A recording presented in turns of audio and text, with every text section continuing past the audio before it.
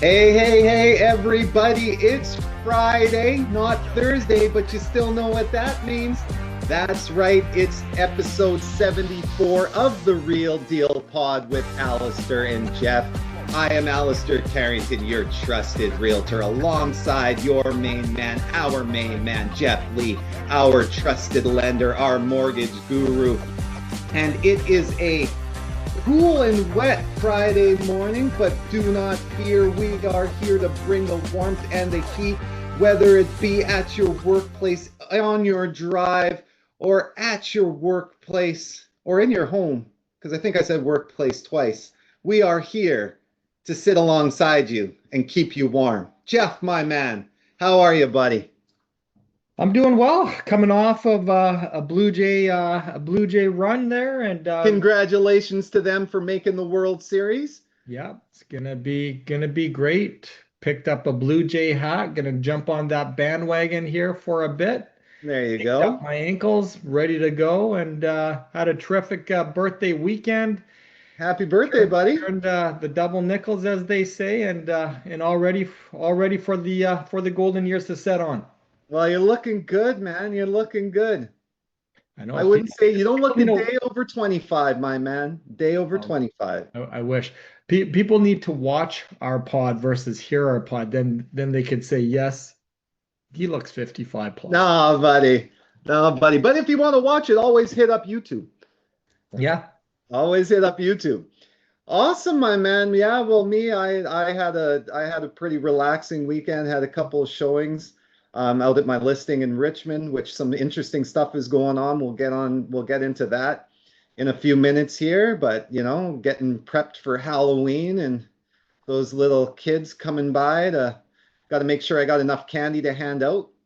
Because you know what Halloween is, right? It's the one day that you make sure you feed these kids, you give these kids enough candy so they don't egg or do anything atrocious to your home the rest of the year. It's like it's paying protection money. It's like the mafia. That's what it is. Yeah.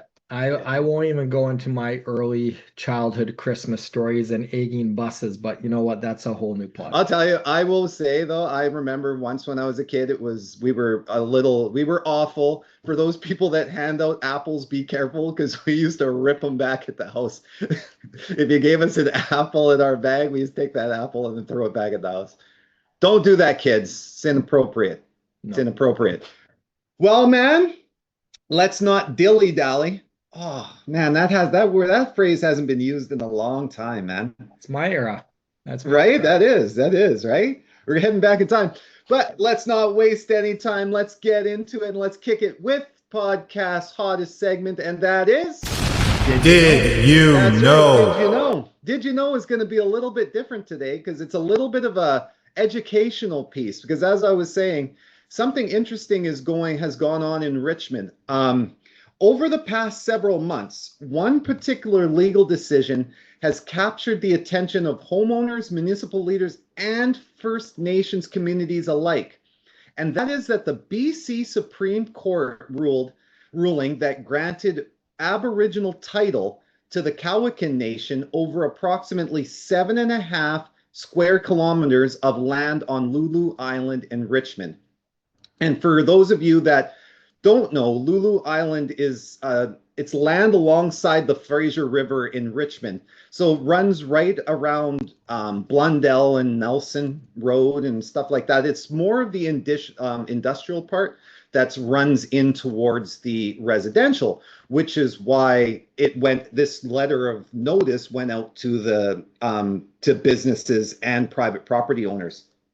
So the ruling and reactions that it has sparked carry significant implications for both private property ownership and Indigenous land rights in British Columbia. And as realtors, homeowners, and community members, it's essential that we understand not only what this means, but also why it matters. So I know, Geoff, your next question is, what happened? And that is what I am now going to get into. So earlier this year, a BC Supreme Court judge recognized Aboriginal title, for the Cowichan tribes over specific land across the Fraser River in Richmond. And this is historic because it's the first time a court in the Lower Mainland has affirmed Aboriginal title in urbanized area. So normally, as we know, we have native land and we have treaty land. But in a majority of the urbanized areas, it's always been freehold. And so this is where, for the first time now, a Supreme Court has said, no, no, no, this freehold land is not freehold land. It is now native land. Not now, but has been. But has, well, it is registered though as freehold land. So now this is where they're changing it, and this is why these letters were sent out.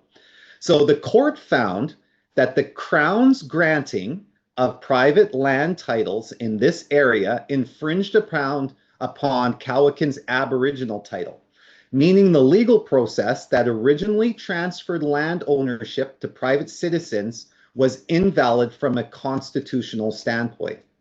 And so, just so that you know, the land title rights in BC were established in stages. The Royal Proclamation of 1763 acknowledged Aboriginal land title. The colony of Vancouver Island began issuing land titles in 1850 and 1860s, and the modern Torrens systems, which is what we use now for land registration, was formally established in 1905. So what they're saying is that when British Columbia started handing out these titles, it didn't follow any of those systems, and so it's being rendered invalid. When you say rendered invalid, we're talking that it didn't follow the process, and so it shouldn't have been made freehold, and it should have been made native lease land or native land. It should have been treated as native land, and it belonged to the Cowichan people. So question. Yes. What is the size of land that we're talking? Like, are we talking, I think you said 7.5 kilometers? 7.5 kilometers of land, right? Along the Fraser River, called Lulu Island. Right. And how many homes are within the 7.5 kilometers? Well, we're going to get into that. I believe right now it was 150 letters that were sent out. I believe it was 150 letters were sent out. So that's 150 people that are being affected right now. But now they're having a discussion on October the 28th. It was initially only supposed to be a discussion with those members, but it's now been broadened to the people of Richmond itself. So they're actually having a town hall in Richmond to discuss what is going on. But let me get back into it. So, importantly, what I want to backtrack to is that the Cowichan Nation did not seek to have the existing private property owners' titles revoked. So that is the part that I want everybody to understand, is that when this ruling came about, it wasn't because the Cowichan Nation wanted this land back. It was actually the Supreme Court recognizing that the Crown did not follow the rules, and now the Crown must find a resolution either through negotiation, litigation, or purchase to reconcile these overlapping interests. So now the Crown has to either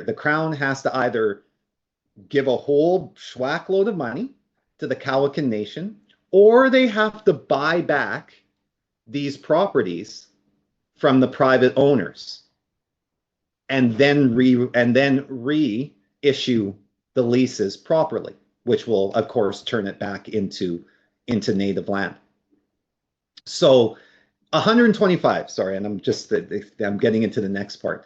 So what does this mean for property owners? So the city of Richmond hand-delivered notices to approximately 125 effective homeowners on Lulu Island, inviting them to a meeting on October 28th to discuss the court's decision and potential implications. And like I said, now they've opened that up now to general public to come so that they can understand just what's going on. So understandably, this has raised concern among property owners and city officials. Richmond Mayor Malcolm Brodie has voiced that the ruling could undermine the land title program in British Columbia, suggesting that allowing Aboriginal title and fee simple title, the form of ownership most property owners hold, to coexist could create uncertainty in real estate and land law. In response, the City of Richmond, the Province of British Columbia, and the Musqueam Nation have all filed appeals of the decision, seeking clarity from the higher courts. So this is now where they're saying, what does this do to our land title system, and how now do we as realtors and we as the public have confidence within it? So the broader context is a step toward reconciliation or division. So while the local governments and property owners have expressed concern, the Indigenous leaders and reconciliation advocates see the decisions differently. The First Nations Leadership Council released a statement calling Mayor Brodie's comments disturbing, emphasizing that Aboriginal title and fee simple ownership can and do coexist. They argue that acknowledging Aboriginal title isn't a threat to property ownership, but rather a necessary recognition of historical truth and a foundation for reconciliation. George Abbott, the Commissioner of BC Treaty Commission, echoed this sentiment, noting that while it's understandable for homeowners to feel uneasy, the long-term solution lies in negotiation and dialogue, not division. His reminder is timely. Reconciliation requires both understanding and patience as British Columbia works to reconcile modern land ownership with Indigenous rights that predate the Crown. So as real estate professionals, this is the part that I wanted to get into, we operate as intersections of people and property, and that means that we as realtors must stay informed on legal and historic shifts that could impact both. So here are the key takeaways. Aboriginal title is a constitutional right, not a new form of claim. It recognizes long-standing Indigenous ownership and stewardships of the land. Private homeowners are not losing their titles at this stage. The ruling directs the Crown to find a resolution and not to revoke private ownership. Appeals are underway, meaning that the decision is not final. The outcome could set national precedents for how Aboriginal title and private ownership coexist. And number 4, knowledge builds trust. So whether speaking with clients or community members, being able to explain this ruling accurately helps reduce fear and misinformation. Yeah, so Geoff, I got kind of a lot of questions. Yeah. And they might be not the smartest questions, but you know, my first reaction is how did this even ever happen?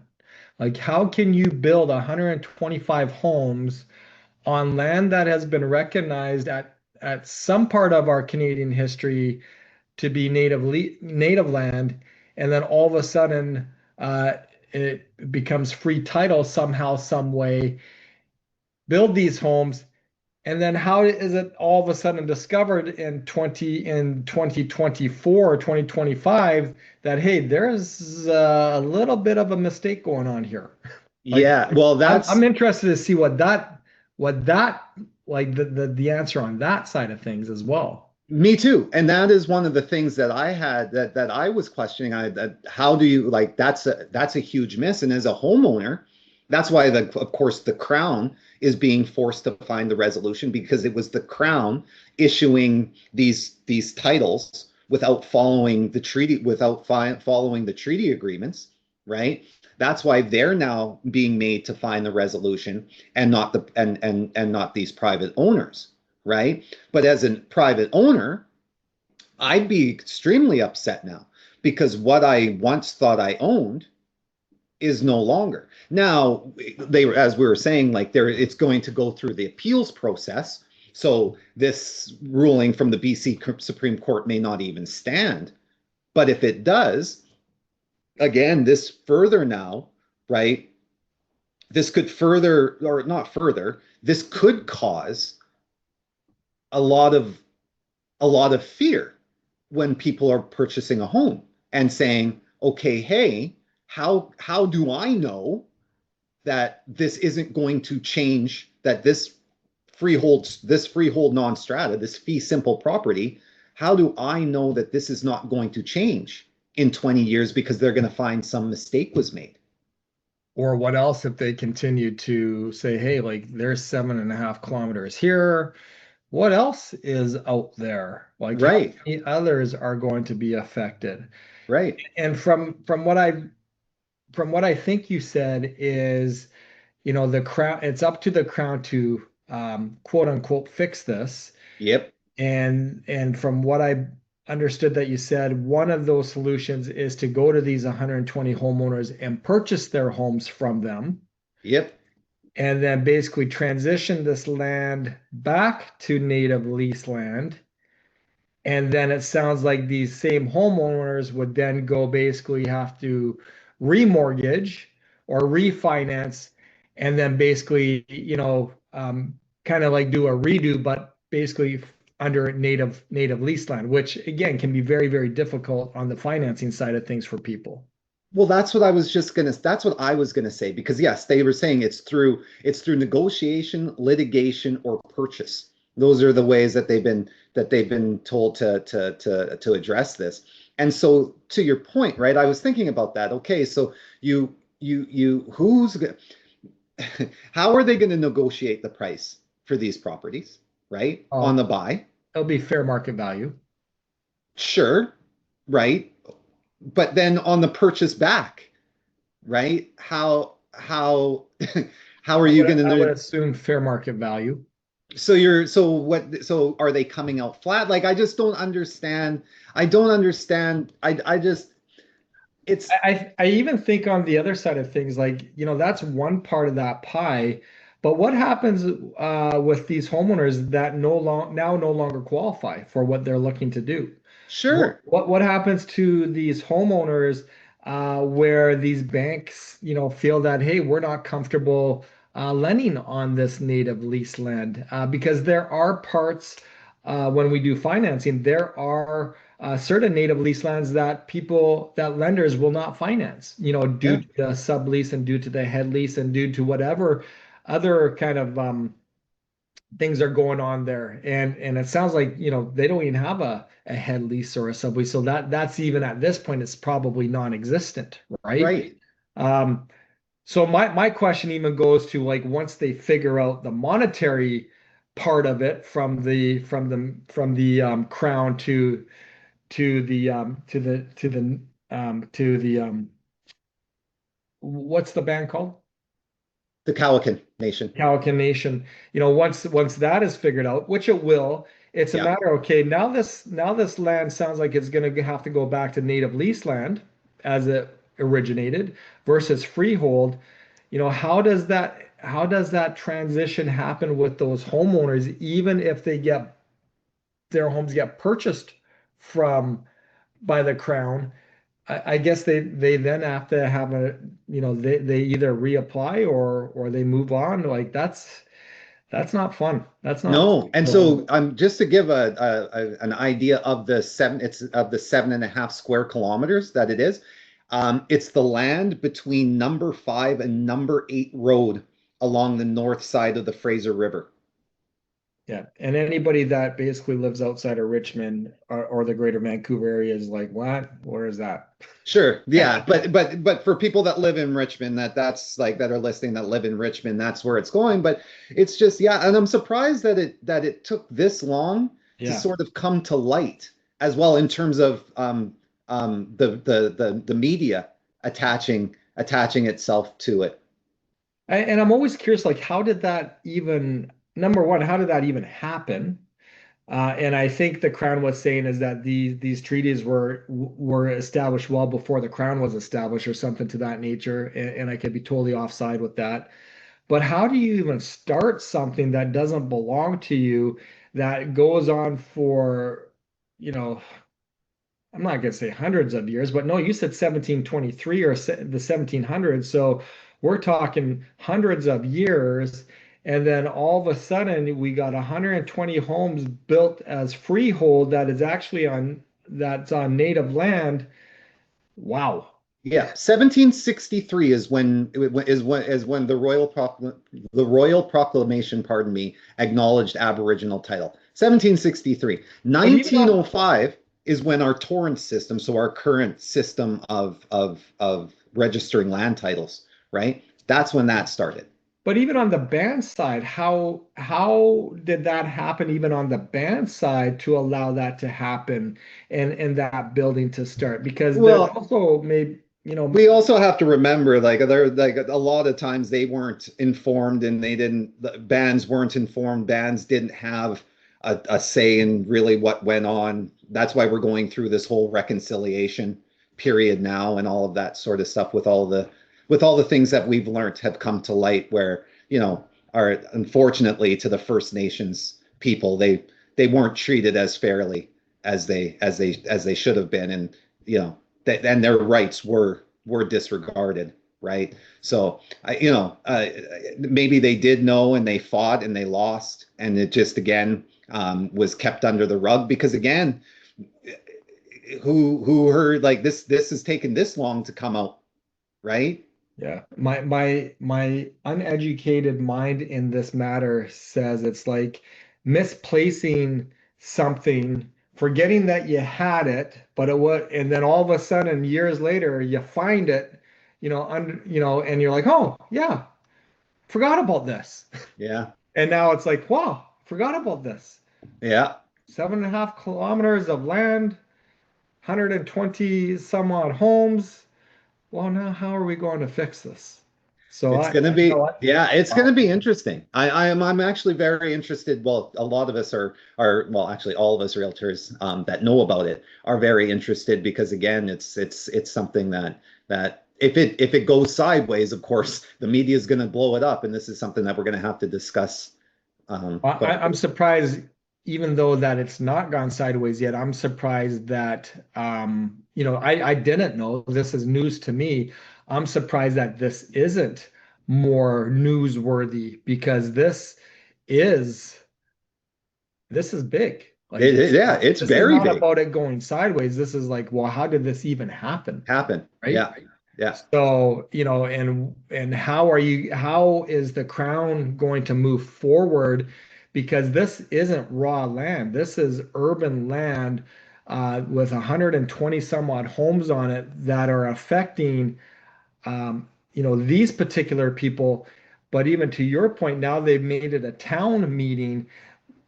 My mind goes, well, what other pieces could have fallen through those cracks that are native land that were deemed freehold, and where else in Richmond or British Columbia or throughout Canada is this going That's true. to right? That's actually Like, true. This could reverberate right across Canada, not just have an impact here in British Columbia, right? yeah. Well, it knocks on a door to say, hey, like, what where else? What else? Because Hmm. if this can happen here in Richmond on 7.5 kilometers, there's where There's a else? lot of land out there. There's a lot of land out there, right? Yeah, I yeah, think it would be much easier if it was raw land, as far as how to sure. move forward with it, and I'm sure that would be a total mess. But when you have people that have bought under the assumption of freehold, and now it's going to, I would imagine that this is actually native lease land. Like, how do you actually do that when you have people that have freehold properties that are actually on native lease land? How do you get that money back to the band? How do you get those homes that are on freehold titles onto now native lease land? Like, this is a big mess. It's a huge mess. Yeah. And thus, why are we not hearing this more regularly than basically the recent episode that Britney Spears just had? Right? There you go. There you go. So Well, that's it, man. That's my did you know? Well, this is a little bit of a segue maybe into what I'm going to talk about, and what I wanted to talk about was bridge loans. Oh, there we go. So again, bridge loans, as some of us know, is when you are selling your property, you have a firm and binding sale. You are now purchasing a property with a firm and binding purchase, but your purchase is completing before the sale, Right. right? So this is when you have to come in and do a bridge loan. And the reason why I wanted to bring this back to people's attention, and I know that we've talked about it before, is that I'm going with this because number one, we are in a environment and in a market where we have a ton of inventory, correct? Yes, we do. We are in a market where people are selling their properties, and again, collaterally, they purchase a property. They're either upsizing or downsizing, typically. Yeah. And I know on your side of things with the real estate, we're always, or you guys are always getting that conversation. Well, you know what? I'm going to put my market on the sale. I'm going to put my house on the market for sale. I'm going to come in and I want to purchase something. And you know what? We'll just bridge the financing until the property sells. Sells. Yeah. And the reality of it is, and this is what I want to make very clear to our listeners, is that look, it does not work that way. Bridge financing works, and it only works when you have a firm and binding sale of your property with a firm and binding sale or purchase of a purchase property, and that purchase completion date is before the sale of your existing property. That's a bridge. Well, then people will say, Alistair, well, you know what? Well, I'll just buy it and my property is going to sell. So can't we do bridge financing? Again, the simple answer to that, folks, is no, you cannot. Yeah. And I think that that's one thing, because I know, like, because as a realtor, you hear it often. And I remember the first time somebody ever said that to me very, very early on in my career. And I didn't really know like completely how bridge financing worked. But I thought to myself, I don't know. We may want to get that checked out first because that sounds like it's too easy, too good to be true. And that's just something that now that I've been experiencing in the and in the game, so to speak, for quite a while. I get to pause people and say, hey, hold on. No. Let's discuss that. And the first thing something that you taught me eons ago, it feels like now, but it's let's make sure your bank can even do that. Let's make sure your lender can do that. Yeah. And that's the thing, Alistair, is that, you are educating your clients the correct way. Yeah. We are having realtors educating and advising their clients the opposite way. It's like, yeah, let's do that. Yes, you can get a bridge loan while your house is on the market and while you purchase a place, and you can bridge that gap. And what they're failing to tell people is that, yeah, you can bridge that gap. That can happen, but we have to make sure that your property is selling at the same time as you're purchasing, and both sale and purchase are firm and binding. Right. That is the piece that's missing, right? Yeah. That is the piece that realtors are being confused in when they're relaying what a bridge loan is to their clients, because they have half of it correct. And I've experienced people going through the process of people selling their home, putting it on the market, people then going purchasing a home, firm and binding, the house is still on the market, hasn't been sold, and then all of a sudden coming to us and say, okay, we need to do a bridge loan. And our question at that time is like, okay, fantastic. Have you got a firm and binding sale of the property you currently own? Well, no, it's on the market, but you know what? This thing is going to be completing here in 8 weeks, and we just need a bridge before our property sells. And it's like, who told you this? Like, who's given you direction here? Well, my realtor told me. Well, your realtor unfortunately misinformed you. It does not work that way. And then what a realtor may say is, well, we're going to sell it. Don't worry. The purchase completes in 8 weeks. We're going to sell this. We're going to get a firm and binding sale here shortly. So, we're going to begin. I'm like, okay, well, that's great. Um, are we talking about the market we're in today? Because this might be a little bit more difficult than you believe. But not only that, is that we can't even approach our lenders to do a bridge loan because you don't have a firm and binding sale. So we can't even meet your condition to finance that you have because you do not have a firm and binding sale. So you cannot even remove your condition of finance because that bridge loan is not in place. You don't have, you have a subject to sale. Like you're not going to meet that condition, right? The lender is not going to bridge a loan unless you have that firm and binding sale. And to your point, Allister, all lenders don't do bridges. Yes. So, I remember you telling me that one time of that person that went and what was it? They were completing in 2 weeks or something silly like that. And they were like, okay, we're gonna get the bridge loan. And the bank was like, sorry, we don't do that. yeah, yeah. Yeah, and again, we had to bridge the gap. We had to find alternate financing for Yeah. them, and that financing wasn't ideal.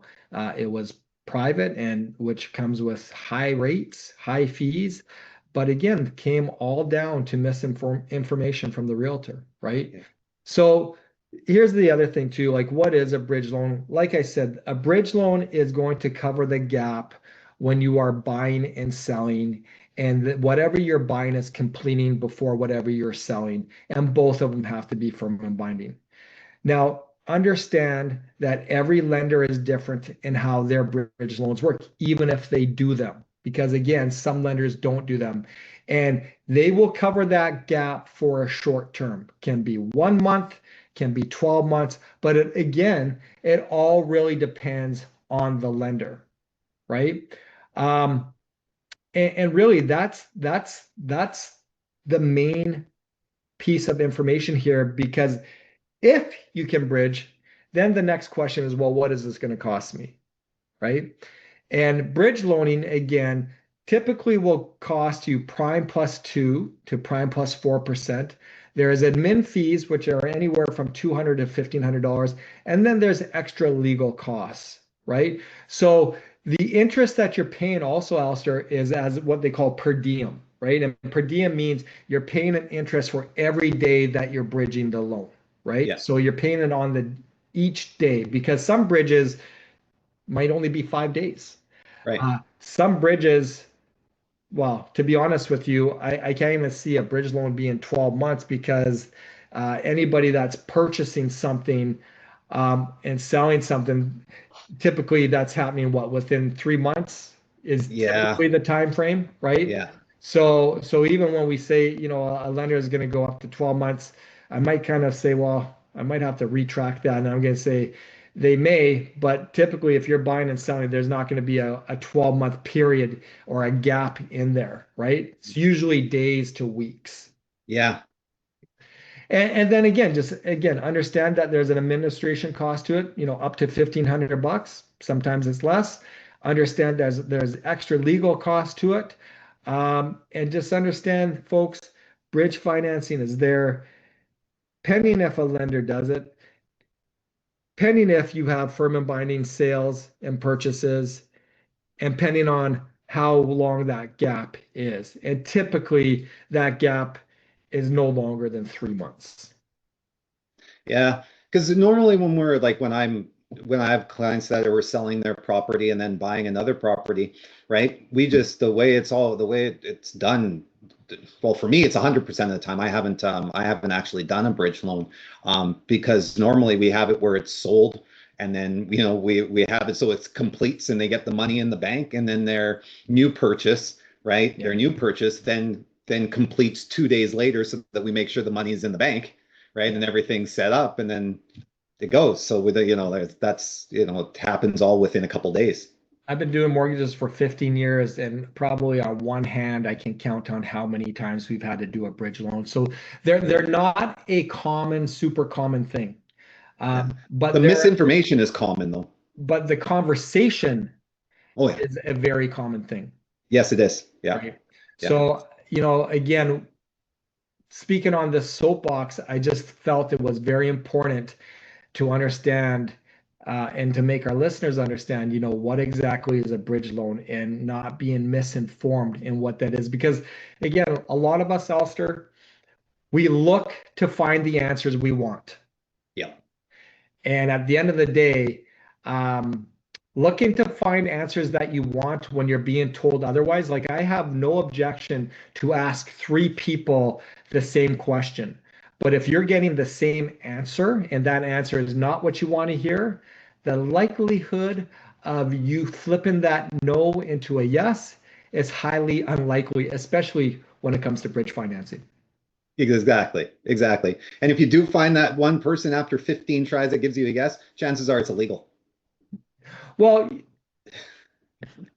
no, Well, because there are private lenders that will. No, sure. But then, right? but to your point, then you're paying like an arm and a leg, and that's what I'm saying. Like you don't like then you're it's crazy. Like you're finding different. There are financing solutions Sure. if that is to happen. Yeah. But again, it's not at the sharpest rate. It's Right. at the lowest cost. It's Right. at premium rate at a premium cost. But yes, it can still be done, but preferably not going to benefit you, the borrower. Well, that's what I mean. And that borrower is then saying that those rates that they're having to pay are criminal. Well, they feel criminal. They're They not feel criminal because they're but they high. feel criminal. You're getting paid. You're getting paid for your emergency. You're paying for your emergency. Yeah, exactly. And when you're in that emergency and you only have one option, and that one option is going to prevent a disaster, you have really no choice but No choice. to do it. So, Yeah. Again, misinformation can cost you a lot of money coming out of your pocket. So folks, just make sure that you're very informed when it comes down to bridge financing. And the reality of it is, this is all you really need to know. If you don't have a firm and binding sale of your existing property, regardless if you have a firm and binding purchase, again, with a conventional lender or a bank or a credit union or a monoline lender, whatever you want to call them, it will not be done. Can it be done? Yes. But that's going to be with a private lender and it's going to cost you lots. Yes. And that is again why Geoff and I say it's so important to have that power team that you can trust and that you know is informed and is going to instruct you, direct you, not instruct you, but direct you the right way, educate you the right way. Because again, the misinformation that they may provide can cost you a lot or cause you a lot of pain. I like the word advise. Advise. There's a saying in our industry, brokers advise, clients instruct, right? Yeah. Yeah. So when we can advise you and we can educate you so you can make the best decision for you, then we have done our job, providing that information is correct. Yeah. Well, thank you, Geoff, for tagging on to my X factor, which is empower, advise, and represent.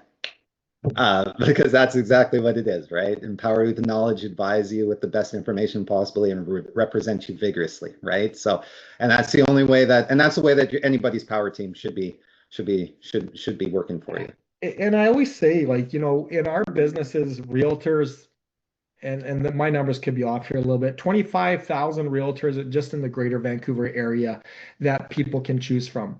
Mortgage brokers, 18,000 mortgage brokers here in Canada. The reality of it, though, is that a large percentage of brokers, a large percentage of realtors are not equipped well enough to basically give sound advice and sound direction, right? Yeah. So I always say work with those people that are in the top 1% of their industry, even the top 5% of their industry. Make sure you do your due diligence on your chosen realtor or your chosen broker. Everybody knows somebody, right? But maybe that somebody isn't the right somebody for you. This is why you should be interviewing. interview the people that will be representing you. Yes. Get the answers to the questions know the answers to the questions that you're going to be asking them, and then test them. But that's why it's so important to not just take anybody that even your friend might have used and thinks that they're awesome, because you know what, maybe your friend didn't know that they weren't that educated, got lucky, and slipped through and was able to purchase without any problems. But your situation might be different, and might need a little bit more understanding. And if that person representing you, pardon me, doesn't have that understanding, again, you could be in for some problems. So just make sure you know who you're hiring, because remember, we work for you. Bothers me when realtors have the attitude that their clients work for them. That's not true. We work for you. Wrong. You are our boss. So yep. Amazing, my man. Well, that was good. That was good. Thank you all for spending time with us and listening to us today. We hope we kept you warm. We hope you have an amazing, stay dry this weekend. You know what? It's supposed to be a crazy weekend across Canada, right? So we are supposed to have rain all this weekend. None of it. I will have none of it. I'm stealing my wife's joke, by the way, right there. She's going to say, "You're stealing my joke." But none of it. I thought you were giving a shout out to the none of it. No, they are going to have blizzards this weekend. They're going to have a blizzard this weekend. Eastern Canada is supposed to see some rain and balmy weather. But let me tell you, Winnipeg and Regina and Saskatoon, they will be 19 degrees and sunny. Nice. So yeah, shout out to them and their good weather. I think they call that reverse osmosis. About that. I don't know. That's crazy. I put snow tires on my truck this week, so I'm ready to go. Get prepared. So everybody, stay dry. Have an amazing weekend. We will be back here with you for episode 75. Continue to love, like us, and share us. Tell everybody you know about us. And in the meantime, most importantly, stay empowered. Stay informed. I was putting those two together. Most importantly, Geoff, stay tuned. That's right, baby. Stay tuned. Peace out.